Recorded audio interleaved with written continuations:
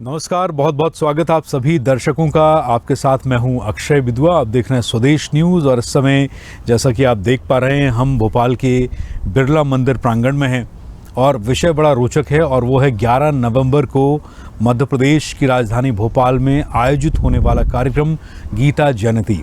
ये मध्य प्रदेश की डॉक्टर मोहन यादव सरकार द्वारा आयोजित किया जाने वाला कार्यक्रम है और मध्य प्रदेश के अलग अलग शहरों में यानी कि भोपाल, उज्जैन और इंदौर में 8 से 12 तारीख तक गीता जयंती के विभिन्न कार्यक्रमों का ये पूरा सप्ताह आयोजन किया जाना है। और इसी क्रम में 11 तारीख को ये कार्यक्रम भोपाल में लाल परेड ग्राउंड में 5100 ब्राह्मणों द्वारा गीता पाठ करके गीता जयंती मनाए जाने का कार्यक्रम है। तो आइए हम चर्चा की शुरुआत करते हैं और हम विभिन्न क्षेत्रों से जुड़े ऐसे लोग जो भगवान श्री कृष्ण, हमारे धर्म सनातन और गीता के प्रति समर्पित लोग हैं, हम उनसे आपका साक्षात्कार करवा रहे हैं और हमारी कोशिश है कि आप उनसे सीखें, आप उनसे प्रेरणा लें कि इतनी विषम विपरीत परिस्थितियों में, इतनी व्यस्त जीवन में रह के भी लोग कैसे गीता से प्रभावित हैं, श्रीमद् भगवद गीता का आचरण कर रहे हैं और श्रीमद् भगवद गीता की शक्ति से उन्हें क्या मिला है। आइए यही जानते हैं। मेरे साथ इस वक्त ओपी श्रीवास्तव जी हैं। आप मध्य प्रदेश शासन के गृह मंत्रालय में गृह सचिव हैं। ओपी श्रीवास्तव जी के पास सुनाने की बहुत रोचक कहानियां हैं। गीता से उन्हें क्या मिला, ये जीवन गीता के प्रति समर्पित हुआ कैसे और आध्यात्म और सनातन को लेकर अब तक उनकी अपनी स्टडी, उनकी अपनी एक्सरसाइजेज क्या क्या रही हैं, क्या क्या उन्होंने गतिविधियां ऐसे लेकर की हैं। तो आइए जानते हैं और हम सब इसको लेकर उनसे प्रेरणा भी लेते हैं। श्रीवास्तव जी, बहुत बहुत स्वागत है आपका स्वदेश न्यूज़ में। सबसे पहला सवाल, क्योंकि मुझे लगता है हम 22-25 मिनट अभी लेंगे इस इंटरव्यू में, लेकिन मुझे लगता है ये काफ़ी नहीं है, तो इंटरव्यू के कई सेशन आपके साथ होंगे। अभी इस सेशन में हम ये कर सकते हैं कि सबसे पहले हमारे दर्शकों को आप ये बताएं कि एक प्रशासनिक पद पर रहते हुए, आप गृह मंत्रालय में आप सचिव हैं, पूरे घोर प्रशासनिक माहौल में आप रहते हैं, काम का बहुत दबाव रहता है, ये गीता के प्रति समर्पण शुरू कब से हुआ आपका? वैसे तो मैं कहूँगा कि आप जितने ज़्यादा व्यस्त हैं और जितने ज़्यादा तनाव में हैं, उतनी ज़्यादा गीता की आपको आवश्यकता है। अच्छा। ये नहीं कह सकते हैं कि आप व्यस्त होकर गीता से कैसे जुड़े हैं। कैसे? वास्तव में व्यस्तता, संसार के द्वंद्व, तनाव, चिंताएं, इन सब की दवा ही गीता है। वो जीवन जीना सिखाती है। मैं कैसे जुड़ा? बहुत पुरानी बात है। मैं जब हायर सेकेंडरी में पढ़ता था तो मेरा एक लक्ष्य था कि मैं इंजीनियर बन जाऊं। अच्छा। तो मैंने उस समय एग्ज़ाम दिया तो मेरे कुछ नंबर कम रह गए और मैं सिलेक्ट नहीं हो पाया बीई के लिए। तो मैं एग्रीकल्चर में पढ़ने चला गया, बीएससी एग्रीकल्चर करने। अच्छा। और इसी बीच मैंने 3 बार लगातार एग्ज़ाम दिया और हर बार 1 या 2 नंबर से मेरा इंजीनियरिंग में नहीं होता था। तो मैं बड़ा परेशान था कि इतनी मेहनत करता हूँ फिर भी मेरे 1-2 नंबर से नहीं होता, चूक जाता हूँ।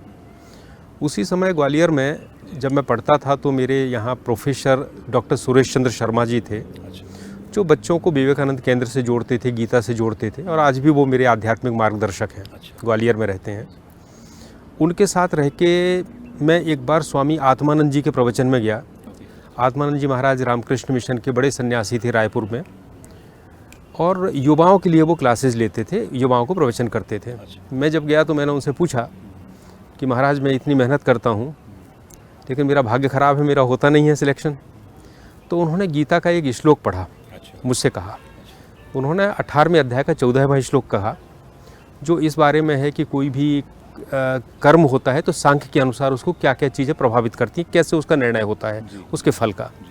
वो था अधिष्ठानम तथा कर्ता कर्णम च पृथक विधम विविधाश्च पृथक चेष्टा दैवम चैवात्र पंचमम।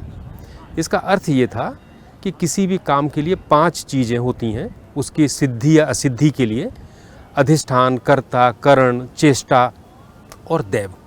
बाकी तो इसका विवेचन बहुत बड़ा है, पर आप ये समझे कि दैव मतलब भाग्य, यानी भाग्य कितना हुआ, 20% हुआ, 5वां हिस्सा हुआ। तो उन्होंने बड़े सरल शब्दों में समझाया कि अगर 20% भाग्य है तो इसका मतलब जीवन में 20% हिस्से ही ऐसे आएंगे जो तुम भाग्य के कारण असफल या सफल होगे, 80% तो तुम पुरुषार्थ के कारण होगे, कर्म के कारण होगे। तो मुझे उनकी ये बात बड़ी अच्छी लगी और इस बात ने ही मुझे लगता मेरे जीवन में एक नई दिशा दे दी। उसके बाद मैं गीता से जुड़ा। कितनी उम्र रही होगी उस समय आपकी जब ये? 18 साल का था। 18 साल। 18। इसमें सीखने के लिए क्या है? बहुत सारे श्लोक जो हैं उनमें उनका मर्म क्या है? क्योंकि गीता में तो बहुत सारे अध्याय, बहुत सारे श्लोक हैं, ये 12वें और 15वें में आप इस पर खास नहीं, जोर क्यों दे रहे हैं? मैं 12वें और 15वें को समझने की दृष्टि से नहीं बोल रहा हूँ। ये कंठस्थ करने की आपको प्रोनाउंसिएशन अगर गीता का सीखना है, गीता से जुड़ना है, तो आपको आनंद कब आएगा? आनंद तब आएगा जब आप अच्छे स्वर में गीता का पाठ कर पाएंगे, तो वो करना सीखेंगे, तो उसमें आपको आनंद आना शुरू होगा। अब मान लीजिए आप संस्कृत नहीं पढ़ पाते, अटक अटक के पढ़ रहे हैं, तो आपको आनंद नहीं आएगा, उसमें रस नहीं आएगा। तो इन 2 श्लोक से आप उस लेवल पे पहुंच जाएंगे। बाकी आपने जो एक प्रश्न किया है कि गीता के श्लोक की बात की है, तो आप हमेशा याद रखें, गीता जो है इंडिविजुअल श्लोक से कुछ अर्थ निकालना कई बार बड़ा गलत हो जाता है। अच्छा। गीता एक प्रगतिशील साधना है, अध्याय 1 से लेकर अध्याय 18 तक, और जितना हमारा अनुभव चेतना का स्तर होता है उस हिसाब से हमारी साधना आगे बढ़ती है। सो हर श्लोक को गीता की पूरी पृष्ठभूमि में समझना होता है। अन्यथा कई बार हम कहते हैं स्वधर्मे निधनम श्रेया, तो अब लोग समझते हैं अरे वो तो बिल्कुल तलवार लेके खड़ा हो जाना है हमको, जबकि स्वधर्म का अर्थ क्या है? जब गीता का प्रवचन किया गया तब ना तो ईसाई धर्म था, ना मुस्लिम धर्म था, ना कोई धर्म था, ना बौद्ध था, ना जैन था, तो फिर वो स्वधर्म कौन सा है जिसके बारे में भगवान कह रहे हैं?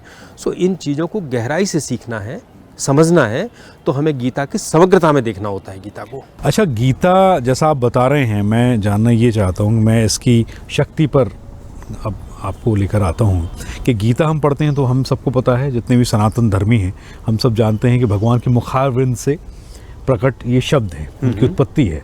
तो आपको महसूस होता है कभी कि क्योंकि जितने भी लोग हम गृहस्थ हैं, एक तो संत होते हैं, तो संतों के साथ और योगियों के साथ तो बहुत सारी शक्तियाँ चलती हैं। उनकी तपस्या की शक्ति भी है, उनकी योग की शक्ति भी है, और उनकी आत्मशक्ति भी होती है, लेकिन हम सांसारिक लोग हैं।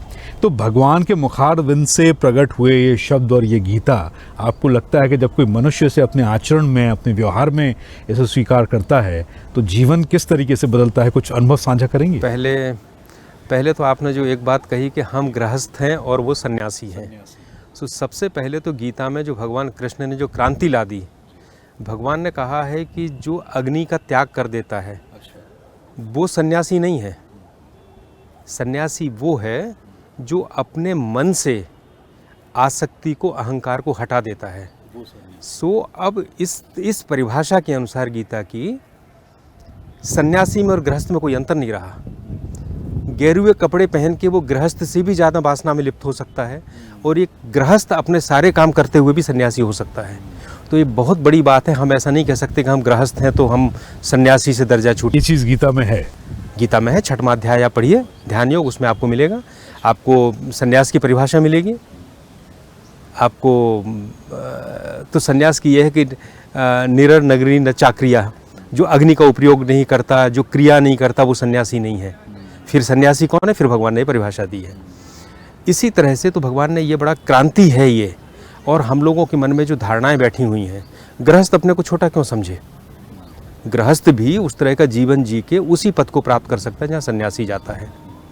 इसी तरह से गीता में कोई कर्म छोटा या बड़ा नहीं है। जो भी कर्म सौ कर्मणा तमभ्यर्च सिद्धिम विन्दति मानवः, आप अपने कर्मों से ही पूजा करते हो भगवान की। तो कर्म, आप खेती कर रहे थे वो आपका कर्म है, व्यापार कर रहे थे। बड़ी ये बात ध्यान देने योग्य है कि आप, ये गीता सिखाती है कि आप अपने कर्मों से भगवान की पूजा करते हैं। पूजा एक आडंबर नहीं कि आप थाली सजाइए, आप उसमें तिलक रखिए, वो एक विधि है, लेकिन कर्म भी पूजा है। नहीं, उसको भी इनकार नहीं किया है। गीता ने, वो एक विधि हो सकती है। गीता ने समन्वय किया है। जब आप पूजा की थाली सजा के पूजा करते हैं और मूर्ति में भगवान की कल्पना करते हैं, तब आप मानसिक रूप से भगवान से जुड़ते हैं। फिर भगवान से आप ये कहते हैं कि सारा संसार आपका है, तो हम कहाँ जा रहे हैं? हम उसी आसक्ति और अहंकार से दूर हो रहे हैं। सो वो भी एक प्रक्रिया है। तो आदमी कई स्तर पे जीता है। शरीर के स्तर पे जीता है, मन के स्तर पे जीता है, विचार के स्तर पे जीता है, और आत्मा के स्तर पे जीता है। चलिए, अब मैं फिर वहीं लौट के आ रहा हूँ। मैं कोई ऐसा आपके जीवन का अनुभव आपसे जानना चाहता हूँ जिसमें आपको ऐसा लगा कि गीता ने जीवन बदल दिया। देखो, ऐसा है, जब आप गीता पढ़ेंगे तो क्या होता है कि आपको इन्फॉर्मेशन प्राप्त होती है, जानकारी प्राप्त होती है, लेकिन जब वो जानकारी आपके जीवन की घटनाओं में अंदर उतरती है तब वो आपका अनुभव बनती है। इसको कृष्ण भगवान कहते हैं ज्ञान और विज्ञान। ज्ञान मतलब जो हमें जानकारी प्राप्त हुई, और विज्ञान जो हमने अनुभूति कर ली। जैसे मैं संयोग ये रहा कि मैं इंजीनियरिंग में सिलेक्ट नहीं हुआ, लेकिन उसके बाद मैं राज्य प्रशासनिक सेवा में आ गया, IAS में आ गया, सारे अच्छे अच्छे पदों पर रहा, तो मैंने कभी असफलता उसके बाद नहीं देखी, कभी नहीं देखी उसके बाद।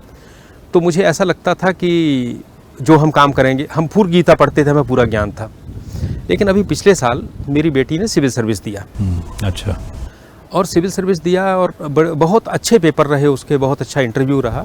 लेकिन जब फाइनल रिजल्ट आया तो हम लोग ये सोच रहे थे कि बहुत अच्छी इसको पोजीशन मिलेगी, लेकिन उसका बहुत मार्जिन से उसका सिलेक्शन नहीं हुआ। जब नहीं हुआ तो फिर मैंने इस पर बहुत विचार किया कि जो कर्मण्ये वाधिकारस्ते माँ फलेषु कदाचन माँ कर्म फल हेतुर्भुर माते संगोस्त कर्मणि। फल पे आपका अधिकार नहीं है, भगवान ये कहते हैं। हम ये जानते थे, लेकिन हमने परीक्षा देने के बाद ही ये मान लिया था कि नहीं, ये तो सिलेक्शन होना ही है। हम ये भूल गए थे कि फल पे हमारा अधिकार नहीं है। क्योंकि फल कैसा है? फल तो आपने एक एग्ज़ाम दिया, 8 पेपर दिए, 8 लोगों ने चेक किया, इंटरव्यू बोर्ड में 5 लोग बैठे, 13 लोग बैठे। अब उस 13 लोगों में से किसने आपको, हो सकता है उसका मन बहुत अच्छा है, पॉजिटिव दे दे, निगेटिव बाहर दे दे, आपके हाथ में तो नहीं है। कैसा पेपर आ जाए, कौन सा क्वेश्चन आ जाए, आपके हाथ में तो नहीं है। तो जब उसका सिलेक्शन नहीं हुआ तो ये कि फल में मेरा अधिकार नहीं है, ये बात मेरे अंदर अनुभव में आई। अब कोई करता है तो मुझे अपने आप अंदर से आ जाता कि भाई हम ये कर जरूर रहे, लेकिन मुझे नहीं पता कि इसका ये वास्तव में फल मिलेगा कि नहीं मिलेगा। सो ज्ञान तो बहुत दिन से था, पर विज्ञान बाद में आया। विज्ञान बाद में आया। ये आपने बताया कि ऐसा पढ़ने से ऐसी शक्तियाँ आपके अंदर उत्पन्न होती हैं कि आप संसार की, ये बहुत प्रैक्टिकल टाइप का नॉलेज होता है कि आप संसार में आने वाली हर व्याधि का सामना, हर परेशानी का सामना, हर मुसीबत का सामना आप खुद करते चले जाते हैं। गीता आपको अंदर से इतना मजबूत बनाती है, इतना आत्मबल देती है आपको। गीता, देखिए गीता क्या है, किसी प्रकार के कोई चमत्कार या अंधविश्वास नहीं देती। गीता में एक शब्द है, योग की परिभाषा दी है, दुख संयोग वियोग, इसको योग कहा है। दुख संयोग और वियोग, नो, दुख के संयोग का वियोग। भगवान ये भी कह सकते थे कि दुख का वियोग हो जाता तो इसका मतलब ये होता है दुख होगा ही नहीं। लेकिन भगवान कहते हैं दुख का जो संयोग होता, दुख आता है तो आप जो विचलित हो जाते हैं वो विचलन बंद हो जाएगा। यानी आप जैसे वाटर प्रूफ हो जाते हैं, फायर प्रूफ हो जाते हैं, इसी तरह संसार के झंझा बातों से आप प्रूफ हो जाते हैं। दूसरी बात, भगवान ने कभी नहीं कहा कि तुम गीता पढ़ोगे तो दुख नहीं आएंगे। भगवान के जीवन में खुद कितने दुख आए, भगवान के तो अपने दुखी दुख थे। भगवान श्री कृष्ण का पूरा जीवन देखिए आप, ट्रेजेडी से भरा पड़ा एकदम। तो जब उन्हें अर्जुन से कहा है कि जो सुख दुख आते तान तितिक्षस्व भारत, इनको सहन करो, तो कोई चमत्कार नहीं है कि गीता पढ़ोगे तो आपका जीवन बिल्कुल सुखी हो जाएगा। नहीं, संसार संसार की तरह चलेगा, लेकिन जो आएगा उसके लिए आप वाटर प्रूफ, फायर प्रूफ, दुख प्रूफ, सुख प्रूफ हो जाएंगे, आप समता में आ जाएंगे। इसके अलावा अगर आज का युवा, आज के लोग गृहस्थ जीवन में जैसे गीता की शुरुआत करना चाहें, उसे अपना सकें, आपने बताया कि आपने 5 श्लोक लिए, आपने रोज़ पढ़ने की कोशिश की, 15 दिन, कभी अब समय ऐसा है कि हो जाता है कि 15 दिन, लेकिन फिर भी 15 दिन रहते हैं, तो क्या ये कर सकते हैं कि बिस्तर से उठकर आप गीता कभी भी पढ़ सकते हैं? जैसे नहाना धोना, स्वच्छ आसन लगाना, एक स्थान पर बैठना, क्योंकि हमारे हिंदू धर्म में, सनातन में ऐसी बहुत सारी बाध्यताएं हैं कि अगर आप स्वच्छ स्थान पर बैठकर, एक स्थान पर बैठकर जब तब पूजा पाठ करते हैं तो उसका एक अलग फल मिलता है। तो ये एक भ्रांति है या आपका अपना जीवन अनुभव क्या कहता है? नहीं, आपके मन पे आपका वातावरण प्रभाव डालता है, इसमें कोई शक नहीं है। आप नहा के बैठेंगे तो आप बड़े प्रफुल्लित रहेंगे, और आप नहीं बैठेंगे तो आप उतना नहीं रहेंगे। किसी एक निश्चित समय पे, निश्चित जगह पे कोई काम करेंगे तो आपकी मनोदशा वैसी बन जाएगी अपने आप। सो उसका प्रभाव होता है। लेकिन हम इसलिए बैठे रहें कि जब तक वो दशा नहीं बनेगी तब तक हम कुछ नहीं करेंगे। उससे ज़्यादा अच्छा है कि कुछ कर लें। दूसरा क्या होता है, जब आप सो के उठते हैं आपका मन बिल्कुल शांत रहता है। उस समय फिर अगर आपने मोबाइल देखना शुरू कर दिया तो संसार आपके दिमाग में घुसना शुरू होगा, आपका दिमाग विचलित हो जाएगा। उस शांत मस्तिष्क में आप जो कुछ भी कर सकते हैं, उठने के 10 या 12 मिनट के अंदर, उस 10-12 मिनट के अंदर आप नहाने जाओगे तो आपका टूट जाएगा। तो श्रद्धा है तो करिए, ये तो ज्ञान है। ज्ञान कितने श्लोक से शुरू किया जा सकता है? वो अपनी, देखो, अगर आप जब गीता पूरी पढ़ना शुरू कर देते हो तो पूरी गीता करने में 1.5 घंटा लगता है, ज़्यादा नहीं लगता। पूरी गीता 1.5 घंटे में हो जाती है। नहीं, जो ये प्रैक्टिशियंस के लिए है, लेकिन जो नए लोग हैं, वो नए लोग हैं तो 4-5 श्लोक से शुरू करें। और दूसरा, गीता में ये प्रयास ना करें कि हमें सब कुछ समझ में आ जाए। मैं कहता हूँ कि हम लोग दिन भर में बहुत से बेमतलब के काम करते हैं, तो गीता पढ़ के भी अगर कुछ भी समझ में ना आए तो ये समझे कि हमने एक बेमतलब का काम किया। वो बाद में समझ में आएगा कि जो आपने काम किया उसका क्या फल हुआ। ये हमारे भारत की विविधता है कि मैं इंटरव्यू कर रहा हूँ बिरला मंदिर में, यहाँ से पीछे से अजान भी हो रही है। तो गीता क्या सिर्फ इस देश में सिर्फ हिंदू सनातन के लिए है, आपका क्या मानना है? या ये संपूर्ण मानव जाति का, हालांकि कोई फॉलो करे ना करे उसका व्यक्तिगत मामला है।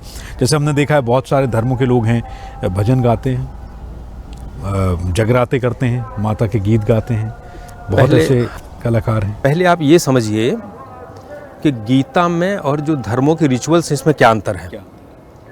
रिचुअल्स जो होते हैं वो आपको विश्वास दिलाते हैं कि ऐसा करोगे तो ऐसा होगा, और जो सेमेटिक धर्म है जिसमें यहूदी है, ईसाई है, मुस्लिम है, ये सेमेटिक रीजन उसमें आते हैं, वर्ग में आते हैं। ये धर्म विश्वास पे आधारित हैं।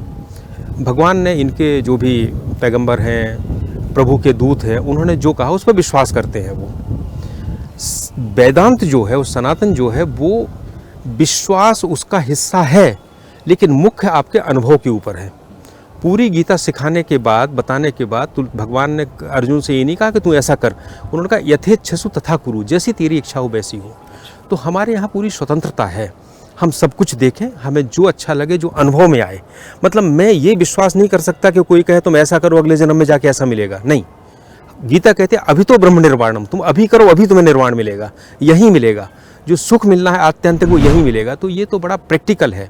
अब क्यों है, इसके पीछे कारण है, छोटा सा बताऊंगा मैं। जैसे हमारा जो शरीर है इसमें 5 चीज़ें हैं। एक तो हमारा शरीर है, स्थूल शरीर है, जिसको अन्नमय कोश कहते हैं। इसके अंदर हर किसी के अंदर प्राण शक्ति है, ऊर्जा है, एनर्जी है, चेतन एनर्जी, उसको हम प्राण कहते हैं, प्राणमय कोश। फिर हर व्यक्ति के पास मन है जिससे वो सोचता है, तो मनोमय कोश है। हर व्यक्ति के पास बुद्धि है जिससे वो विचार करता है, तो वो विज्ञानमय कोश है। और उसके अंदर एक हमारी आत्मा है, एक कारण शरीर है जिसको हम कहते हैं आनंदमय कोश।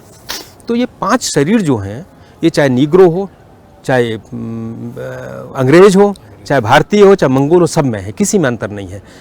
शरीर भी होगा, उसमें एनर्जी भी होगी, मन भी होगा, बुद्धि भी होगा, और उसके अंदर एक ऐसी चीज़ भी होगी कि जब वो सोता है और जगता है तो वो कहता मैंने सुख से सोया। वो जो कहता है मैं सुख से सोया, वो कौन था? वो कोई शक्ति थी जो जग रही थी, जो उसको महसूस कर रही थी। जब ये 5 चीज़ें सबके पास में हैं तो जीवन की प्रॉब्लम ये है कि 5 चीज़ें हमारी सिंक्रोनाइज नहीं है। हमारा शरीर कहीं जा रहा है, मन कहीं जा रही है, विचार कहीं जा रहा है, ठीक है, प्राण कहीं जा रहे हैं, ऊर्जा कहीं जा रही है।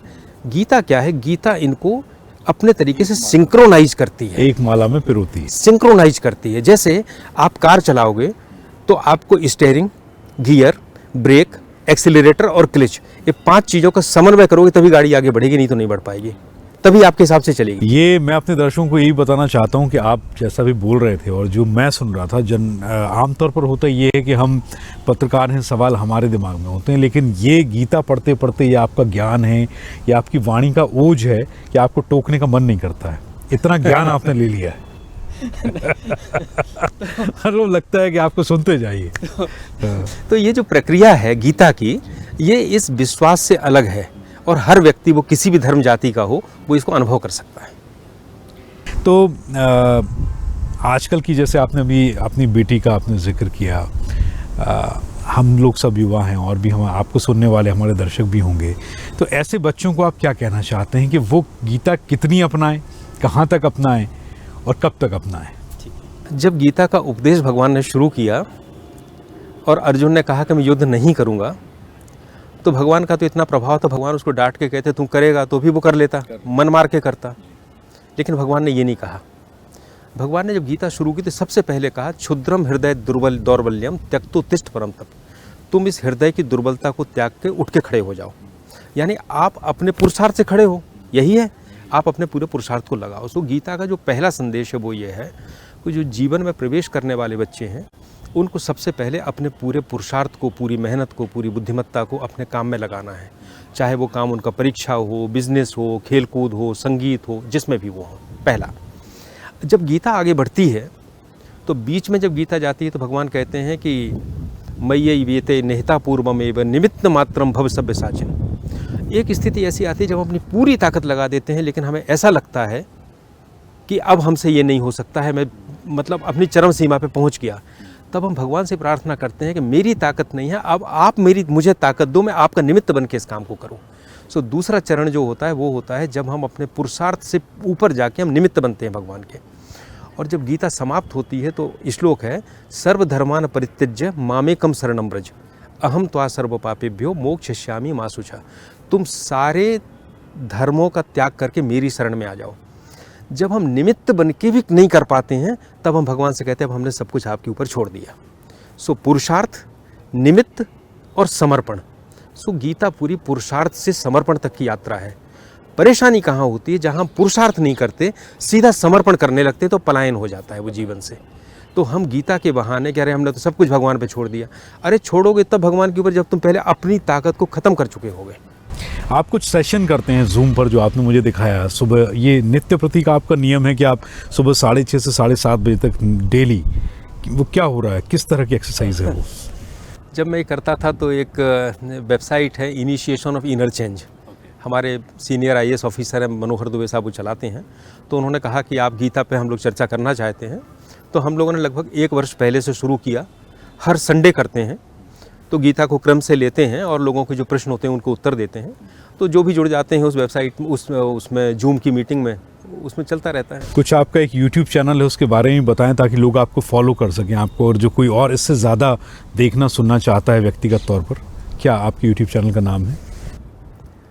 मेरा अलग से तो नहीं है, IUIC का जो यूट्यूब चैनल है उस IUIC उसी पे हमारे वीडियोज़ के एक मतलब चैनल उन्होंने बना दिया है, उस पर रहते हैं। बाकी मेरे बहुत से आर्टिकल्स निकलते रहते हैं विशेषकर गीता के ऊपर। और अभी कल से मैं शुरू कर रहा हूँ कि गीता को छोटे छोटे आर्टिकल्स के रूप में करीब 2-3 साल तक लगातार हर संडे 1000 पेज शब्दों का एक लेख लिखूँ। कुछ समाचार पत्रों से बात चल रही है, जो भी उसको कॉलम के रूप में निकलेगा तो उसको निकालना शुरू करेंगे। मानसरोवर यात्रा आप कर चुके हैं, रामचरितमानस के ऊपर कुछ शब्दकोश आपने बनाए, इन दोनों वृत्तांत के बारे में कुछ संक्षिप्त में बताएं। हाँ, 2014 में मैंने और मेरी पत्नी भारती ने मानसरोवर की यात्रा की थी और बड़ी अद्भुत यात्रा थी। कैलाश मानसरोवर की यात्रा थी। और उसमें विशेष बात ये होती है कैलाश मानसरोवर यात्रा में कि जब हम जाते हैं तो 14 में तो मोबाइल वगैरह भी सब बंद हो जाया करते थे, तो करीब 30 दिन तक पूरे संसार से कट जाते हैं। और जब पहाड़ों पे चलते हैं, सुबह उठना, 5 बजे से चलना, रात में 6 बजे 7 बजे के बाद सो जाना, कुछ समय बाद ऐसा होता है कि दिमाग में विचार आना बंद हो जाते हैं, क्योंकि विचारों की फीडिंग तो बंद हो चुकी है पूरी तरह से। तो ऐसा लगता है कि हम ये पहाड़ में, ये कोई भेड़ चर रही है तो ये कोई चील उड़ रही है तो ये सब एक हैं। तो ये जो एकत्व की अनुभूति होती है, आध्यात्मिक अनुभूति होती है, बड़ी अद्भुत होती है वो। और कैलाश मानसरोवर को तो कैलाश के तो दर्शन करके ही आपको रोमांच हो जाता है, इतना मतलब पावरफुल जगह है वो। जगह है तो हम लोगों ने उसको किया। अच्छा, लोग कहते हैं कि वहाँ ओम की प्रतिध्वनि सुनाई देती है, ये नहीं, ऐसा कुछ नहीं है। अब क्या होता है कि हवाएं चलती हैं, अब हवा में आप कुछ भी कल्पना कर सकते हैं, लेकिन वहाँ पेड़ तो है नहीं, घास वहाँ है नहीं, वो तो रेगिस्तान है पूरा ठंडा, बर्फ़ जमी हुई है चारों तरफ। ऐसा नहीं है कि कोई ध्वनि सुनाई देती हो। अच्छा, रामचरितमानस का जो शब्दकोश है उसकी रचना किस तरह की है आपकी? मैंने और मेरी पत्नी भारती ने करीब उसमें 17 साल काम किया। अच्छा। और रामचरितमानस का एक एक शब्द, कई बार समस्या ये होती है कि मैंने एक मंगल भवन अमंगलहारी हमें चौपाई है, हम ढूंढना चाहें कि इस रामचरितमानस में कहाँ है, कोई संदर्भ देखना चाहें तो पता नहीं चलता, कहाँ खोजेंगे इतनी एक चौपाई को। कई बार ये होता है कि हमें एक शब्द याद आता है, पता नहीं है कि किस चौपाई में है। कई बार ऐसा होता है कि हम एक शब्द के बारे में, जैसे कृतकृत्य शब्द है, फुलफिलमेंट, हम जानना चाहें कि तुलसीदास जी ने किन किन संदर्भों में इसका उपयोग किया। तो हम लोगों ने जब ये सब चीज़ें थी तो हम लोगों ने फिर 17-18 साल मेहनत भगवान का पूजा करके, तपस्या करके, और एक शब्दमानस ग्रंथ की रचना की। उसमें जितने भी करीब 14,611 शब्द रामचरितमानस में, वो सारे शब्द 14,611 शब्द, हाँ, उनके सारे अर्थ जो रामचरितमानस में उपयोग में आए हैं, और उसके बाद उन किन किन चौपाई दोहों में आया है, किन किन जगह संदर्भ आया है उसका, वो सारे संदर्भ एक साथ दिए हैं। तो किसी को गहन अध्ययन करना है या प्रवचनकार हैं जो प्रवचन देते हैं रामचरितमानस पे, वो उसका उपयोग करते हैं मुख्य रूप से। ठीक है, तो बहुत बहुत धन्यवाद आपका ये कीमती समय हमें स्वदेश न्यूज़ को देने के लिए। और हम आपको ये शुभकामनाएं देते हैं कि आपकी सनातन के लिए जो यात्रा है, गीता के लिए आपका जो समर्पण है, धार्मिक तीर्थाटन जो आपके हैं और आने वाली युवा पीढ़ी को लेकर आप, आपकी पत्नी जिस तरह का सामंजस्य बिठाकर और ये धर्मपरायण पथ पर आप आगे बढ़ रहे हैं, ये यात्रा आपकी निरंतर जारी रहे। दोबारा हमें समय ज़रूर दीजिएगा। फिलहाल ये कीमती समय देने के लिए धन्यवाद। ऐसे ही वीडियोस के लिए लाइक करें, शेयर करें, फॉलो करें। YouTube पर जाकर सब्सक्राइब कर बेल आइकन दबाना ना भूलें और ताजा अपडेट्स के लिए swedeshlive.com पर जरूर जाएं।